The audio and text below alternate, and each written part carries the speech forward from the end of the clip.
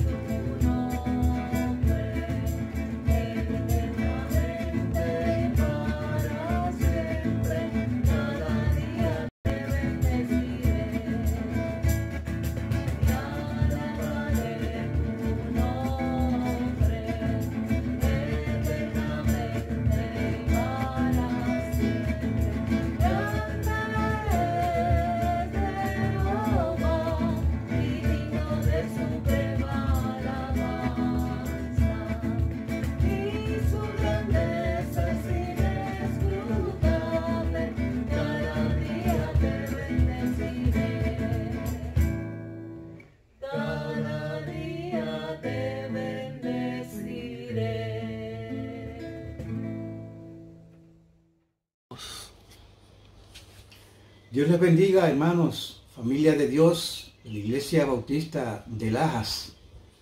Bienvenidos todos, familiares, amigos y allegados, que sabemos que son varios los que se contactan en esta mañana, Día del Señor, domingo Día del Señor, para compartir esta reflexión bíblica con la esperanza de que seamos y confianza de que nuestros corazones sean convertidos cada vez más al Señor, porque creemos y confiamos, como la misma palabra establece, de que es su palabra de Dios, es la palabra de Dios la que convierte verdaderamente el alma. Todos bienvenidos. Quisiera entonces orar un momento al Señor para entrar de lleno a lo que es la reflexión bíblica para este momento, para esta mañana. Oremos a nuestro Dios. Bondadoso Señor y Dios, Padre eterno, Dios de grandes misericordias, Dios de toda gracia. Tu nombre invocamos en esta hora, agradecidos, Señor, una vez más de este nuevo día. Señor, que tú nos concedes en tu bondad, que tu misericordia, que es nueva para cada uno de nosotros, hoy nos sea, Señor, comprendida en nuestros corazones, discernida, podamos echar mano de ella y en este día estarte agradecidos a ti, Señor. Gracias porque tenemos esta oportunidad una vez más de que, aunque no estamos juntos como iglesia, somos la iglesia y te podemos adorar desde donde estamos cada uno de nosotros, Señor, en esta mañana. Suplico el esfuerzo de tu Santo Espíritu, la bendición, provisión de tu Espíritu Santo para cada uno de nosotros, de modo que podamos experimentar esta comunión hermosa que corresponde a tus hijos cuando invocamos tu santo nombre y cuando estamos de acuerdo, Señor, en invocarte. Te agradecemos este tiempo, pido tu bendición, Señor, sobre la palabra, la reflexión bíblica que en esta mañana vamos a tener delante de ti para bendición y beneficio de todos los oyentes. Te lo suplico, Padre amado, pidiendo tu bendición también sobre la iglesia. En el nombre de Jesús. Amén y amén. Pues hermanos, el título para el mensaje de esta mañana, como les anticipé el viernes en la noche, también va a ser el mismo. Una inversión sorpresiva. Podríamos decir, pues, parte 2. El viernes yo expliqué lo que significa, o por lo menos la implicación de lo que es inversión, una inversión en términos de este título, relacionado obviamente con la historia que vimos, con el encuentro de Jesús que él tuvo con aquel hombre joven que era rico y que también tuvo una reacción con sus discípulos, ¿verdad? Y es importante por lo menos hacer un repaso del significado o la implicación de este concepto, de este término inversión, para que pues, podamos entender a lo que Jesús quería enseñar. El término inversión podría tratarse de invertir algo, es decir, de un gasto, como por ejemplo una inversión de dinero, de esfuerzo, de tiempo, ¿verdad?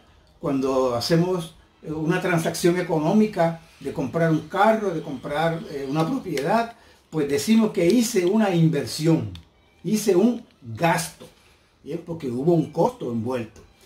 Pero también podría tratarse este concepto y término de inversión de cambiar el orden de las cosas, de revertir un orden que ya está establecido. Cogemos la sala de la casa e invertimos ese orden donde el mueble, sofá está por aquí, pues ahora lo vamos a poner en este otro lado. Y tomamos criterios para eso, de modo que hacemos una inversión, cambiamos las cosas al punto, y a veces, como decíamos la vez pasada, para ilustrarlo mejor, pueden ser cambios tan drásticos, ¿verdad? Pueden ser una inversión tan drástica que es como ver que todas las cosas se trastocan y quedan, como decíamos la vez pasada, patas arriba. ¿Okay? Ahora, una vez dicho esto, quisiera que vayamos de inmediato a la lectura en el Evangelio según San Mateo, donde yo les anuncié que iba a ser el texto base para lo que queremos decir en esta noche. La vez pasada nosotros, aunque yo les indiqué que el texto base de esta enseñanza es lo que aparece aquí, vamos a ver hoy, pero por causa de que hay una palabra con la cual inicia el capítulo, el capítulo y la narración, era necesario volver atrás porque esa palabra nos llevaba a lo que es el trasfondo, la razón por la cual ahora vamos a ver que Jesús dijo esta parábola. Y por eso es que vamos a ir de una sola vez a la lectura en Mateo. Mateo capítulo 20, quiero leer los versículos del 1 al 16 en esta palabra del Señor. Dice esta palabra de Dios de la siguiente manera: porque el reino de los cielos es semejante a un hombre, padre de familia, que salió por la mañana a contratar obreros para su viña, y habiendo convenido con los obreros en un denario al día, los envió a su viña. Saliendo cerca de la hora tercera del día, vio a otros que estaban en la plaza desocupados, y les dijo: id también vosotros a mi viña, y os daré lo que sea justo. Y ellos fueron. Salió otra vez cerca de la hora sexta y novena, e hizo lo mismo. Y saliendo cerca de la hora undécima, halló a otros que estaban desocupados, y les dijo: ¿por qué estáis aquí todo el día desocupados? Le dijeron: porque nadie nos ha contratado. Él les dijo: id también vosotros a la viña, y recibiréis lo que sea justo. Cuando llegó la noche, el señor de la viña dijo a su mayordomo: llama a los obreros y págales el jornal, comenzando desde los postreros hasta los primeros. Y al venir los que habían ido cerca de la hora undécima, recibieron cada uno un denario. Al venir también los primeros, pensaron que habían de recibir más, pero también ellos recibieron cada uno un denario. Al recibirlo, murmuraban contra el padre de familia, diciendo: estos postreros han trabajado solo 1 hora y los has hecho iguales a nosotros, que hemos soportado la carga y el calor del día.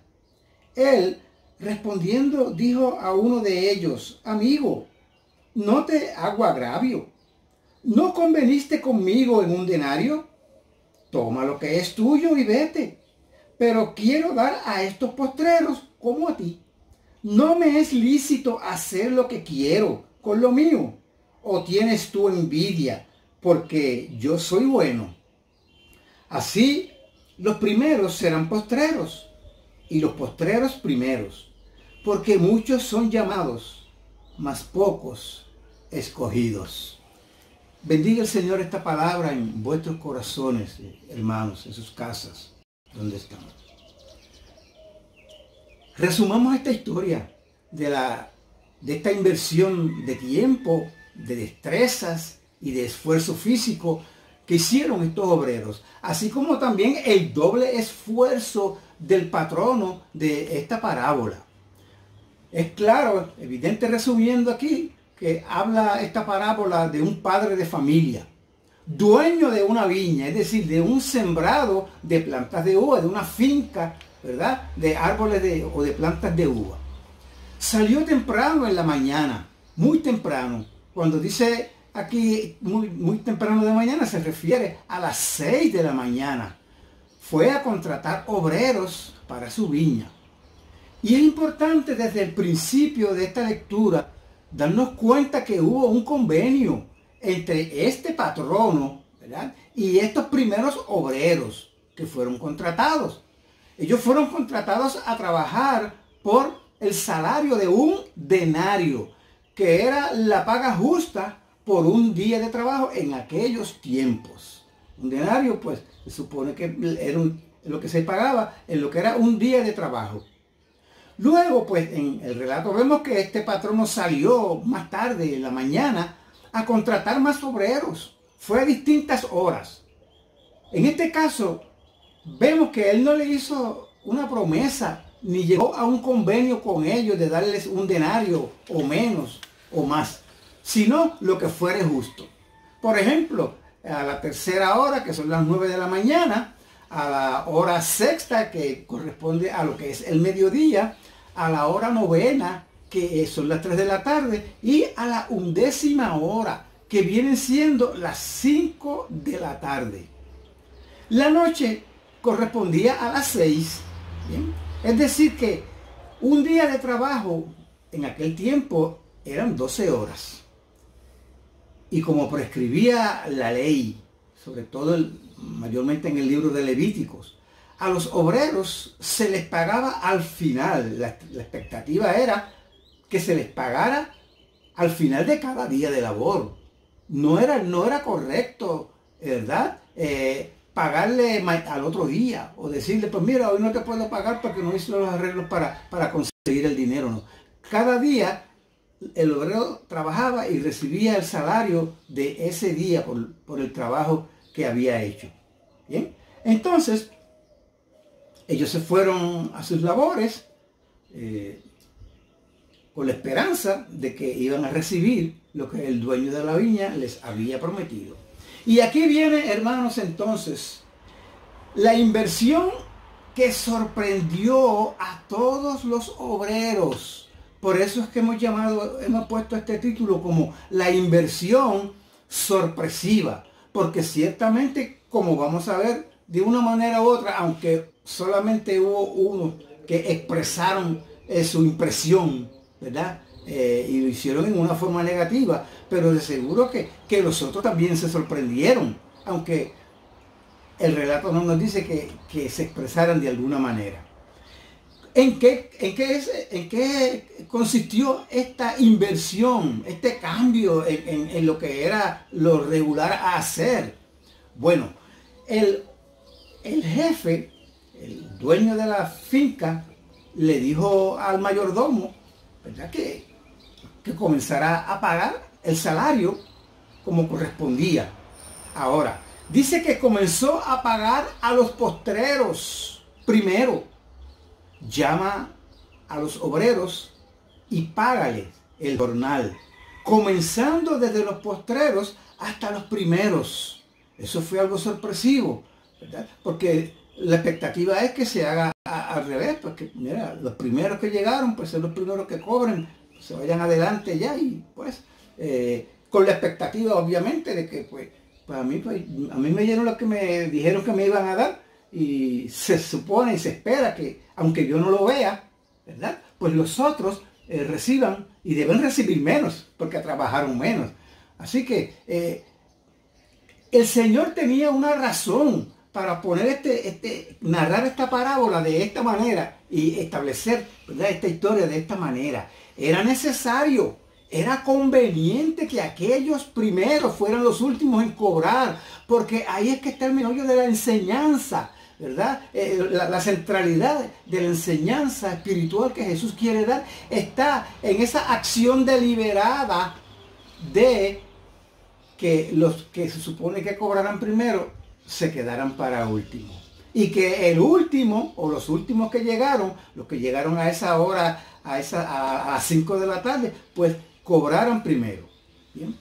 Los de la 11ª hora recibieron un denario, recibieron jornal completo, como si hubieran llegado desde las 6 de la mañana, así como habían llegado los primeros que este hacendado contrató, y que a ellos sí le convino con ellos, y ellos estuvieron de acuerdo en trabajar por un denario. Fíjense ustedes cómo es de sorpresivo lo que realmente ocurre aquí. Ahora, a ti y a mí, en el contexto nuestro, si tú hubieses sido uno de esos jornaleros, mejor dicho, de esos empleados, ¿cómo tú hubieras reaccionado? ¿Bien? ¿Cómo tú hubieses reaccionado a ese hecho? ¿Bien? Porque el último, el de la 11ª hora, debió haber recibido la 12ª parte de un denario. ¿Okay? Porque trabajó solamente, ¿cuánto? 1 hora. Si el que trabajó las 12 horas iba a recibir un denario, pues entonces el que llegó y trabajó solamente 1 hora debería recibir solamente una 12ª parte de esa totalidad. Es lo que nos parece a nosotros lógico, y les parecía en un sentido a los que protestaron también lógico, ¿verdad? Hacer este cómputo matemático, ¿verdad? Y esperarle que fuese de esa manera, ¿ok? Pero no fue así. Entonces, fíjense ustedes, hermanos, que debió recibir la 12ª parte de un denario por esa hora, ¿okay?, según le prometió el dueño a él, ¿verdad? A ellos, a estos últimos, en los versículos 4 y 7. Entonces, por consecuencia y por una matemática pues lógica, los de las 3 de la tarde era justo que recibiesen 1/4 de denario, y los que fueron contratados a las 12 del mediodía, pues la mitad de un denario, y los que trabajaron y fueron contratados a las 9 de la mañana, pues 3/4 partes de un denario. Eso es matemática simple, ¿verdad? Y entonces el de las 6 de la mañana, los primeros que fueron contratados, pues trabajaron 12 horas. ¿Y cuánto debieron haber recibido desde el punto de vista del cálculo humano? Vamos a ponerlo así. Pues un denario, que era lo justo convenido, y por lo que por ley le correspondía. Pero todos los postreros y los primeros recibieron igual paga. Qué sorpresivo que todos el Señor los puso en igualdad de condiciones. Bien, recibieron todos un denario. ¿No les parece a ustedes que así es como Dios ve las cosas? Nosotros nos llenamos muchas veces, y esto lo digo, no es la enseñanza aquí, ¿verdad? No es lo que el Señor quiere ilustrar, pero de una manera práctica nosotros a veces nos llenamos de mucha ansiedad, hasta nos llenamos de enojo, ¿verdad? Y hay muchas personas que se sienten en sus corazones defraudados, hermano, hasta defraudados con Dios, porque nosotros tenemos una manera de ver las cosas y de que sucedan, tenemos una expectativa, porque nuestros pies están aquí sobre la tierra y nuestros corazones son pecaminosos y nos engañan, pero no es así con Dios. Él sabe pasar una cuenta y tiene unos cálculos que son por mucho distintos a lo que son nuestros cálculos, porque sus pensamientos y sus propósitos y los caminos de Dios son más profundos y muy distintos a los nuestros. Así que dejo esto delante de ustedes como una lección que te puede ayudar, porque quizás todavía hay personas enojadas con lo que está pasando, aburridos, deseosos porque ya definitivamente esto pase.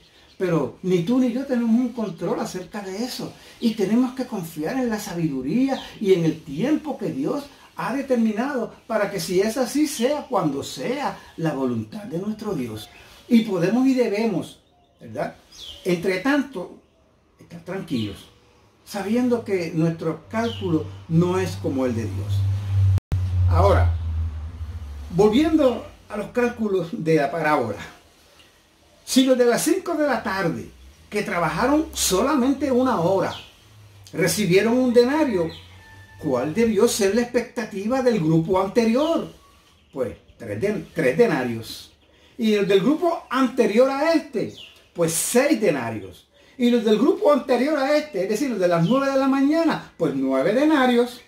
Y finalmente, ¿cuál era la expectativa? Debió haber sido la expectativa de los que trabajaron desde las 6 de la mañana, los primeros que fueron contratados. Bueno, pues 12 denarios.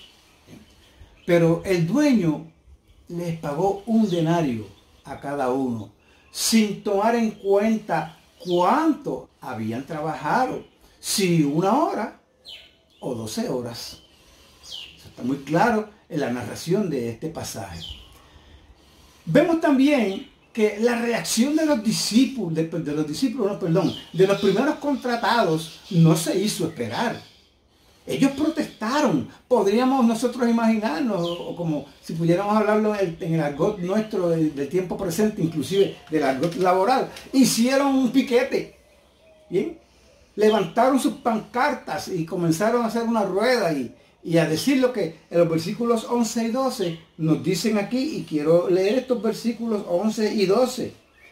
Dice aquí, y al recibir ese único denario, que fue por lo cual acordaron trabajar, murmuraban contra el padre de familia. Versículo 12, diciendo: estos postreros han trabajado 1 sola hora y los has hecho iguales a nosotros, que hemos soportado la carga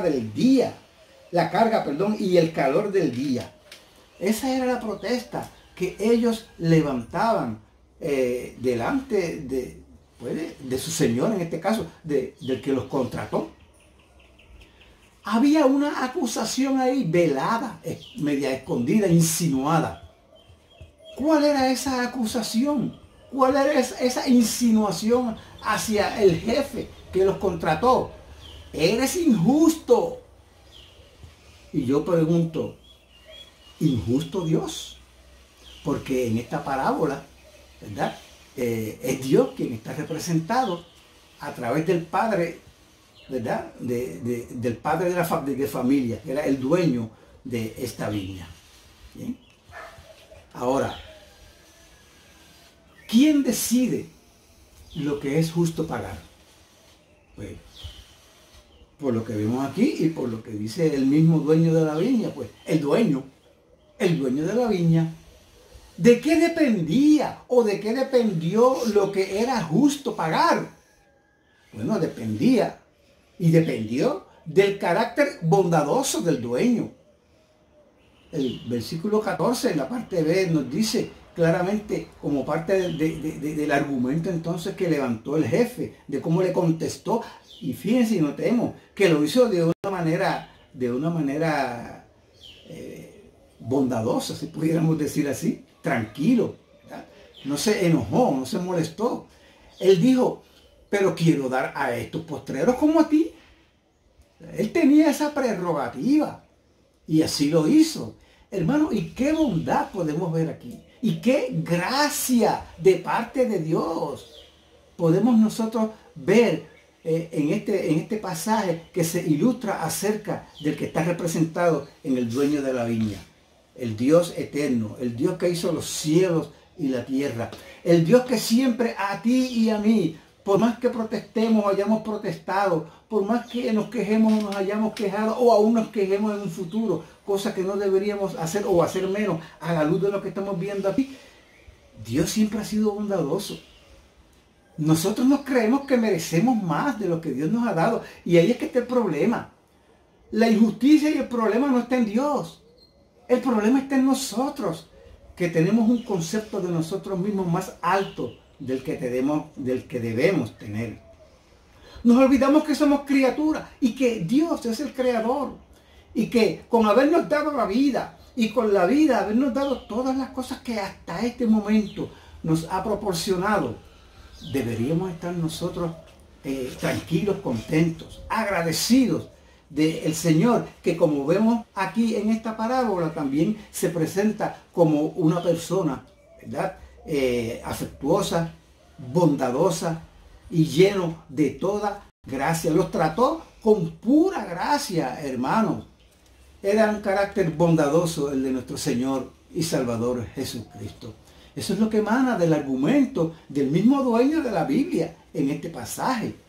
También es importante notar que aquí hay un destello claro de lo que es la gracia de Dios, de la persona de Dios en su soberanía, del que tiene toda la potestad para hacer decisiones libres, no como nosotros que tomamos decisiones tantas veces amañadas, prejuiciadas, de si tú me das yo te doy, y te doy tanto, te doy la misma cantidad y proporción que tú me das a mí. O yo espero que tú hagas esto conmigo porque yo hice esto contigo. Dios, en su decisión soberana, ¿verdad? Hace como Él quiere, pero aquí notamos que Él hizo lo que era justo. Y Dios siempre hace lo que es justo, aunque nosotros tengamos que estar pasando ahora una situación difícil, como la que estamos enfrentando en este asunto del coronavirus, ¿verdad? Dios es bueno, Dios es bondadoso y debemos siempre confiar en la fidelidad y en la bondad de Dios. Así como ellos confiaron en el principio, cuando fueron contratados, porque los otros, en primer lugar, los primeros contratados confiaron en la fidelidad, ¿verdad? Y en la honradez del que dijo te voy a dar un denario. Y se fueron a trabajar. Y los otros sencillamente, el Señor de la viña les dijo, yo les daré lo que es justo.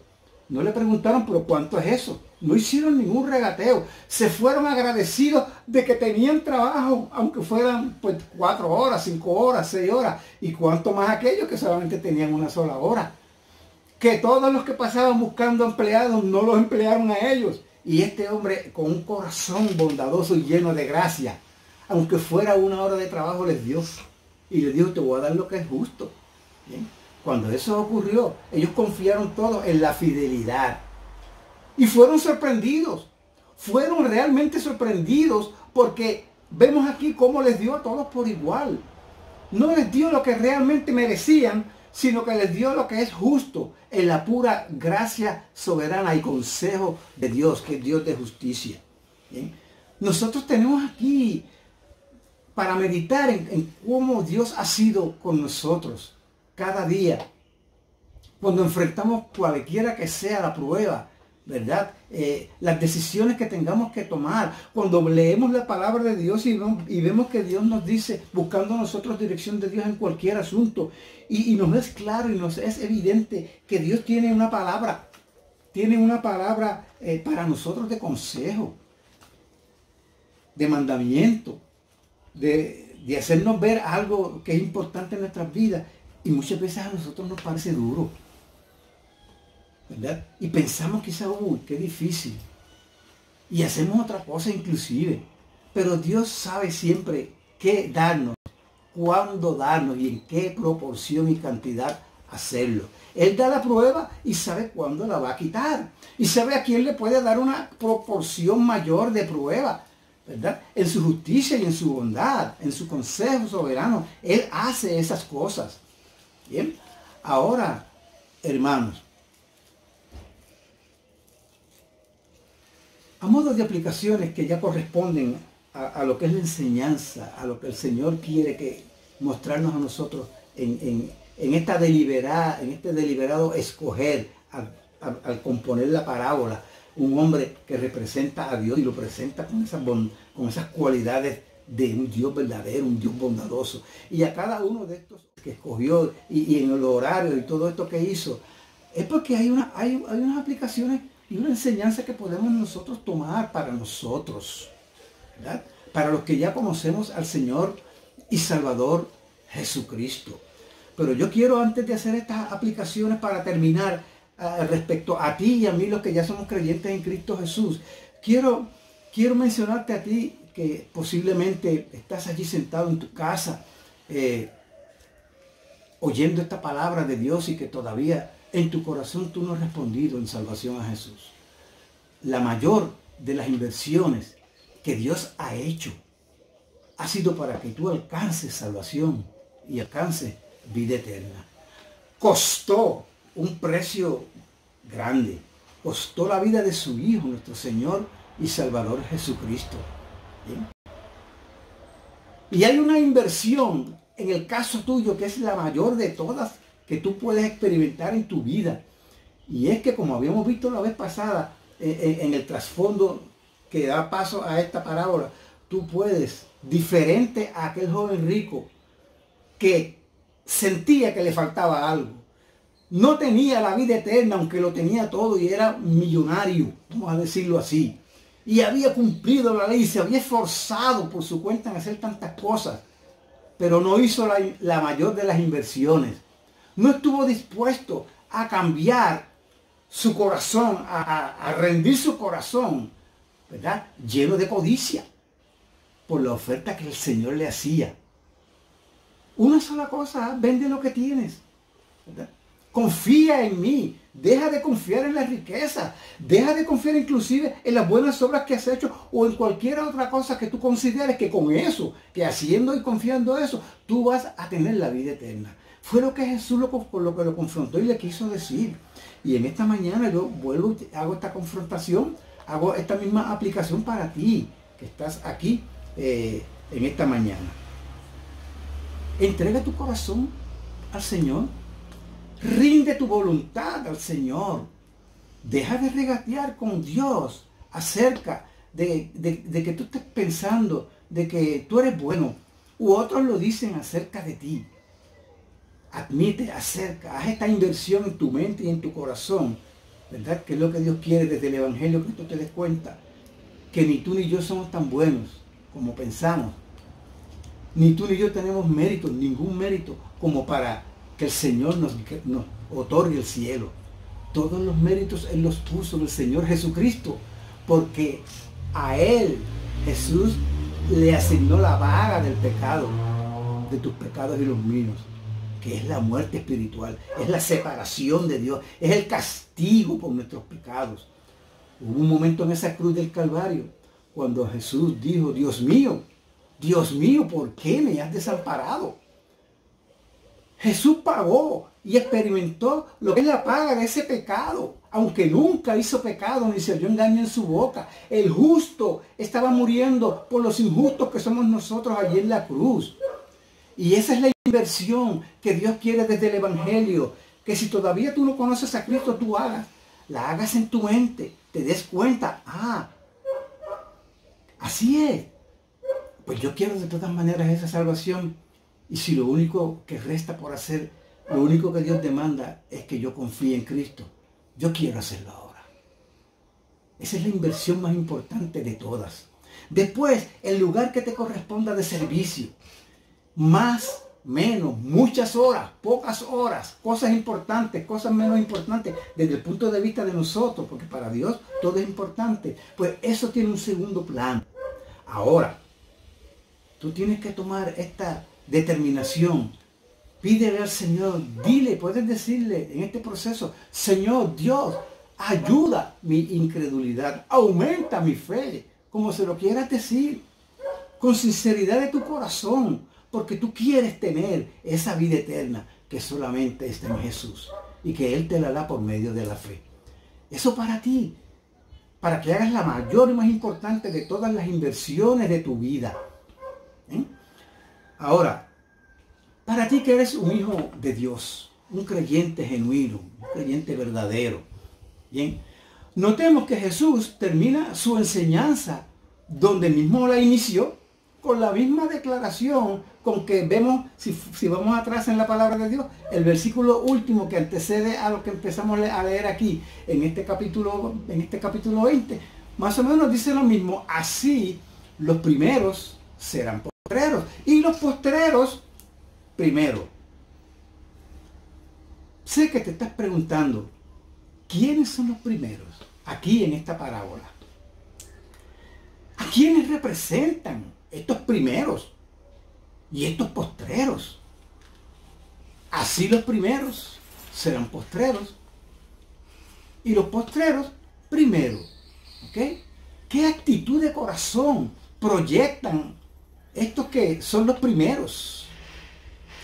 Que dice aquí esta parábola, dice, porque así los primeros serán postreros y los postreros serán primeros. ¿Cuáles entonces serán esos primeros que originalmente eran postreros? Pues mire, hermano, la misma parábola nos lo deja bastante, nos lo insinúa bastante bien. Son los legalistas. Son los que se destacan por compararse con los demás. Porque ¿cuál fue el argumento que pusieron estos primeros cuando recibieron un denario y vieron que también los otros recibieron un denario? Comenzaron a caer en esta dinámica de la comparación. ¿Ok? Ellos comenzaron a compararse con los demás. Son los que protestan por ser tenidos por iguales con los demás, porque piensan que merecen más que los que merecen menos. Hermanos, somos nosotros los que hacemos estas distinciones, porque siempre estamos enfocados en los méritos propios, ¿verdad? Y en los méritos ajenos. Y eso no es un testimonio de una persona que ha alcanzado la gracia de Dios. Somos salvos por gracia, pero según, como dijimos en una ocasión, si entramos a la salvación por la fe y por la gracia de Dios, así debemos conducirnos también, viviendo por esa fe y viviendo por gracia. Dejemos entonces estas actitudes de andar nosotros comparándonos con los demás o mirando a otros como inferiores a nosotros y sintiéndonos defraudados, ¿verdad?, en el proceso, porque se nos ha igualado con aquellos que desde el punto de vista nuestro merecen menos que nosotros. Esos son los primeros que el Señor está mencionando allí en esta parábola. ¿Okay? Ahora, hermanos, tenemos que cuidarnos del regateo con Dios. Es como una banderita que se levanta, como una pancarta que Dios nos levanta a todos los que somos hijos de Dios. Cuidado con el regateo con Dios. Porque podríamos estar nosotros diciendo por allí, oh Dios, a este le diste más. Mira, aquel llegó ayer y ya está, pues en tal ministerio o haciendo tal cosa.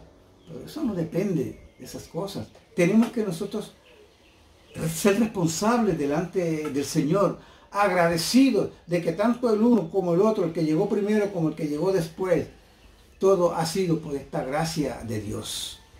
No se trata entonces de cuántos años tú llevas en la vida cristiana, de cuánto más has trabajado en comparación con otros que quizás han llegado junto contigo, pero han trabajado menos, o quizás no están haciendo nada y nunca han hecho nada, ¿verdad? Y tú tanto que te has matado en la iglesia haciendo esto, haciendo aquello.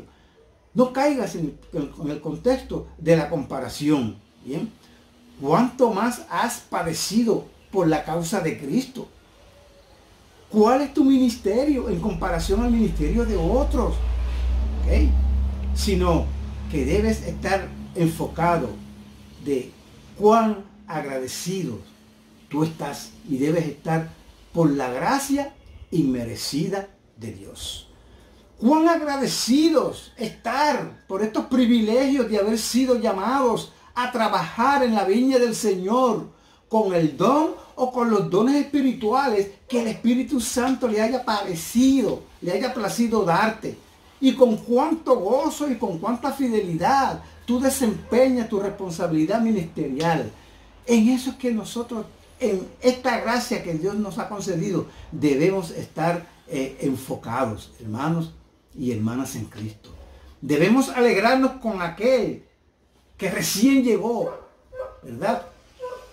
Que hasta nos sorprende a nosotros mismos, porque lo menos que lo pensábamos, quizás porque lo conocíamos antes de venir a Cristo, es que fulano está aquí, que él conoció al Señor. Sí, te puede sorprender, porque así de sorprendente es la gracia de Dios. En primero, para aquel que recibe el perdón de Dios, habiendo pensado que ya no tiene remedio. No, conocemos un Dios de gracia que llama a uno al más perdido, al que se considere más perdido, porque todos estamos perdidos, no hay uno más perdido que otro.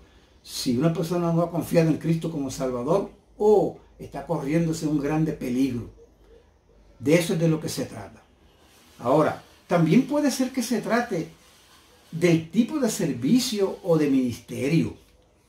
Algo tan aparentemente insignificante o casi anónimo como, pues, en un momento dado que te recluten para ayudar en el nursery con los más pequeñitos, o limpiar en el templo en un comité que la iglesia tenga determinado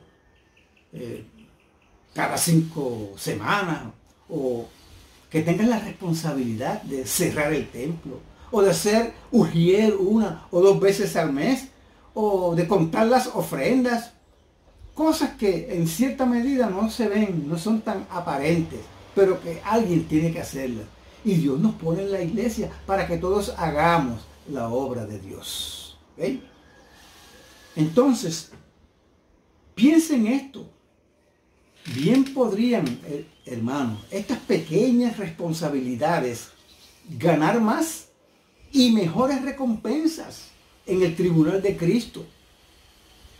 Muchas más recompensas quizás que predicar, que enseñar, que ser el diácono, que ser el conferencista, que ser aquel que tiene más protagonismo en la obra de Dios a nivel local o a nivel internacional o como sea. Bien podría haber mucha madera, mucha paja y mucha hojarasca en estas grandes ocupaciones, que en las más insignificantes, pero que son cumplidas con compromiso, son hechas con fidelidad, son hechas con entusiasmo, son hechas con desprendimiento, con sacrificio, sin regateo, sin comparaciones, sin envidias y sin orgullo. ¡Wow! Entonces, cuidémonos, hermanos, de pensar o llegar a creernos que podemos obligar a Dios con nuestras acciones, con nuestra obediencia, con nuestro servicio. No podemos regatear con Él. Si es un denario, pues es un denario para ti y es un denario para los demás también. Ahora, sí podemos esperar que la distribución de recompensas en el cielo, en el tiempo futuro, ¿verdad?, nos sorprenda. Eso sí lo podemos esperar. Así como fueron sorprendidos estos obreros de la viña, sobre todo aquellos que llegaron en la hora 11ª, que trabajaron solamente 1 horita, que son quizás los nuevos creyentes de nuestra congregación, que son los que hacen muchas preguntas porque apenas están comenzando a crecer en lo que es la vida cristiana y a conocer a Dios. Amado y amada, el reto es que tú aprecies la oportunidad de servir a Dios. Él pudo haber escogido a otro. Por Él estás en Cristo. Por Él yo también estoy en Cristo. Y esto debe eliminar la comparación y debe eliminar el orgullo y la envidia en el ejercicio de cualquier ministerio en el cual Dios ha querido hacernos partícipes. Ha sido por gracia que hemos sido escogidos. Y es por gracia y con gracia, hermanos, que somos apercibidos en esta parábola a que sirvamos a Dios. Profundamente agradecidos de este privilegio que Él nos ha concedido de llamarnos, de habernos preparado estas obras, estas cosas en las cuales nos ocupamos en su servicio desde los tiempos eternos. Ya Él las había preparado y que ahora tengamos este privilegio de ser partícipes de su obra. Amén. Amén.